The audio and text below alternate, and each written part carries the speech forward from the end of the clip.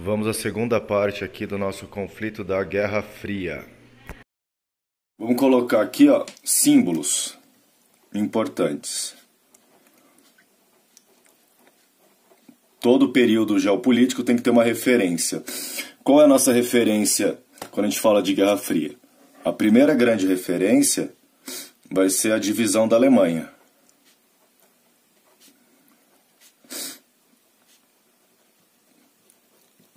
Tudo bem? Então nós temos duas Alemanhas, uma Alemanha socialista e uma Alemanha capitalista.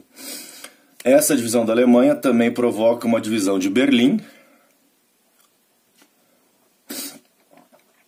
E em Berlim nós temos a construção do Muro de Berlim.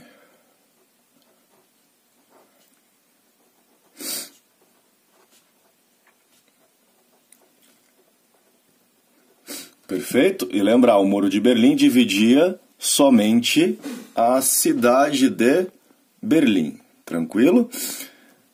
Tome muito cuidado com essa confusão que vocês adoram fazer. Uma outra característica importante e simbólica no que a gente fala Guerra Fria, além da divisão da Alemanha, do Muro de Berlim, é um termo que volta e meia aparece, que é a Cortina de Ferro. Que são os países sob influência direta de Moscou, que eram a linha de frente para barrar o capitalismo. Outros símbolos: organizações supranacionais.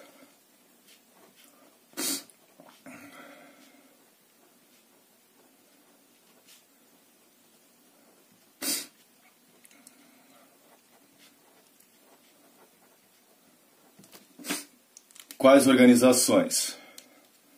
Dentro do contexto de Guerra Fria, tudo bem? OTAN, Organização do Tratado do Atlântico Norte, representando o lado capitalista e militar. Enquanto tem o Pacto de Varsóvia, que é socialista e militar. E lembrar que a gente está falando de socialismo aqui, gente, a gente está falando do socialismo soviético. Não é o socialismo idealizado pelo Carlos Henrique Marx, o velho e bom Karl Marx. Uma outra coisa aqui, ó, influência militar, vem a influência econômica. Não esqueçam do Plano Marshall.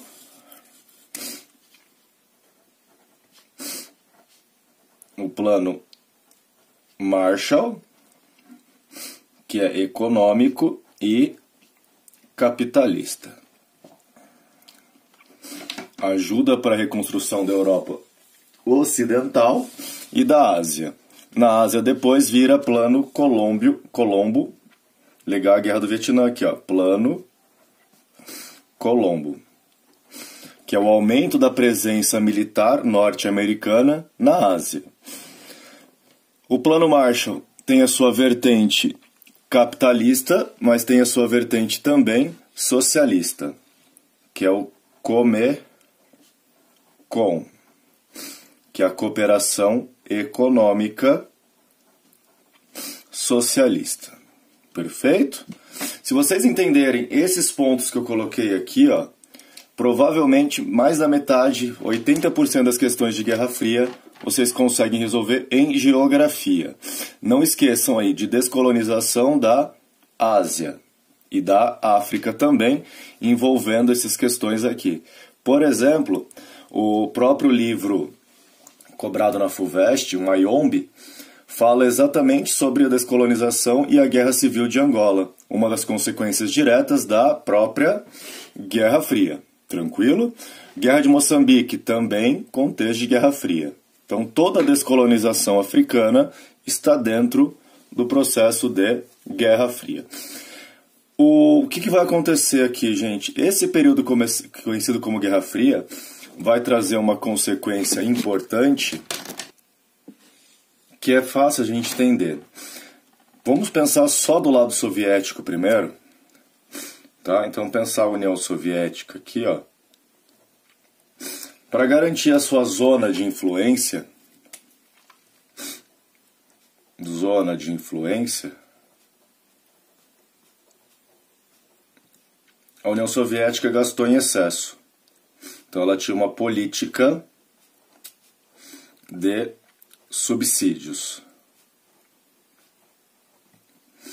E essa política de subsídios, por exemplo, vai pegar Cuba, onde a União Soviética comprava o açúcar cubano a um custo muito mais alto e vendia petróleo a um custo muito mais baixo.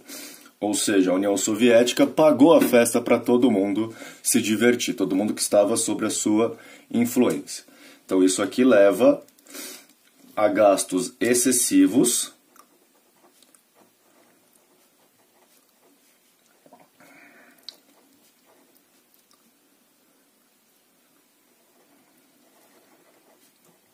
elevados, escrevi errado excessivos aqui, é com X, tá? E esses gastos elevados, para facilitar para vocês aqui, ó, nós vamos entender o quê? Chega um ponto que a União Soviética não consegue mais acompanhar o desenvolvimento capitalista.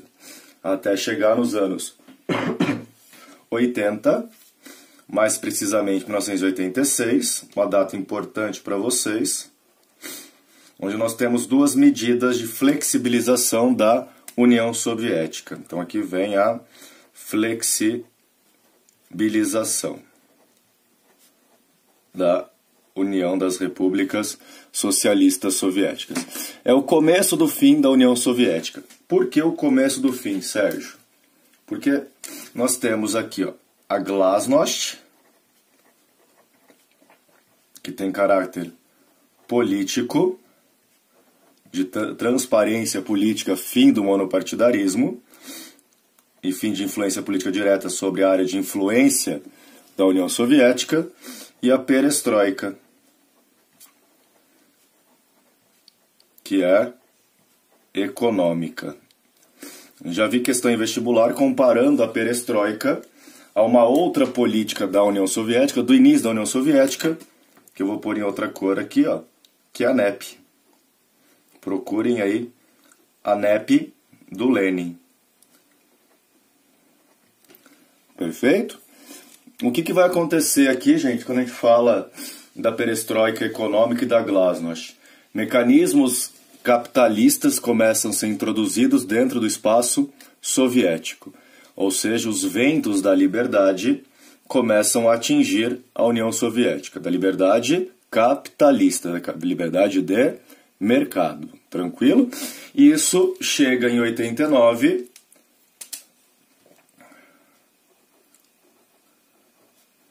Em novembro, e nós temos a queda do Muro de Berlim.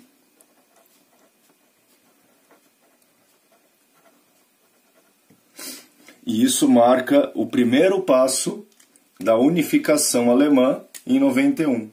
Então aqui, ó, cai a referência. Referência, o símbolo da Guerra Fria.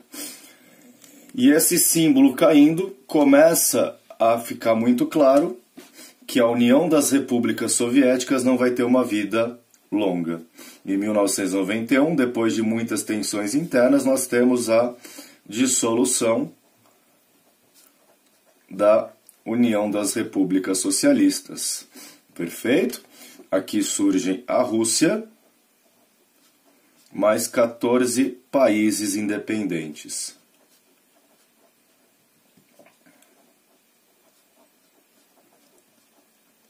Ucrânia, Bielorrússia, Turcomenistão, Tajiquistão, Armênia, Quirguistão ou Quirguízia, vários outros países surgindo aí a partir de 1991. Ou seja, cai o Muro de Berlim em 89, acaba a União Soviética depois de muitos problemas internos e conflitos internos, a dissolução da União Soviética e a unificação efetiva da Alemanha em 91. Ou seja, aqui acaba a Guerra Fria. Então nós temos aqui o fim da Guerra Fria. E acabando a Guerra Fria, abre-se espaço aí para uma nova ordem mundial. E só para deixar a introdução para vocês dessa nova ordem mundial, ela surge primeiro marcada por dúvidas e também marcada por aumentos. Perfeito? E aí no nosso próximo vídeo de geopolítica a gente volta a trabalhar em cima das ordens mundiais. Aquele forte abraço e até o nosso próximo vídeo.